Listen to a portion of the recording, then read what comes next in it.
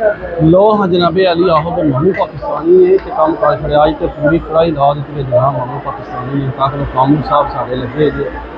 ये कि पूरियां काट रहे नौ बजे ठक्का ठक पूरियां काट रहे तो दहाने जनाब वसीम साहब बरतान लगे नाल भीम साहब ये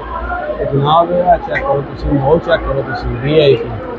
पी माहौल चेक करो जनाब तुम आहो भी चक्कर है तो सरकार सारा दहाने माहौल है तक आवाम बैठी है माशाअल्लाह माशाअल्लाह माशाअल्लाह जनाब बता दो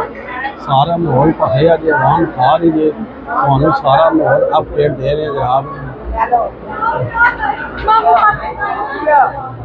भाई रौनक ला छोड़िए रौनक ला गई है रौनक ला गई है चेक करो जी जनाब फुल रश पे है जनाब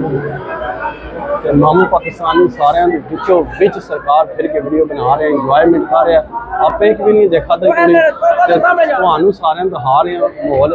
ये ना हो कि मामू पाकिस्तानी जो ना सही भी है कि माहौल बना रहे जनाब अज कुड़ी वाले घर होती सी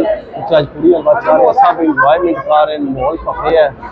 तो जो जनाब दुआओं याद रखो सानू तो चिल करो इंजॉय करो रौनक लगी है ना चेक करो क्या बात है फुल चिल माहौल है फुल चिल माहौल जे जैगो मैगो माहौल है जनाब तुम खाओ पियो बरतान लगे जे पूरी लाइव टेलीकास्ट नहीं करेंगे तुम ये नहीं आ सकते कि मामू पाकिस्तानी माहौल बहार है फुल चिल करवा रहे हैं फुल चिल मामू पाकिस्तानी करवा रहे जनाब तुम जो ना देखो माहौल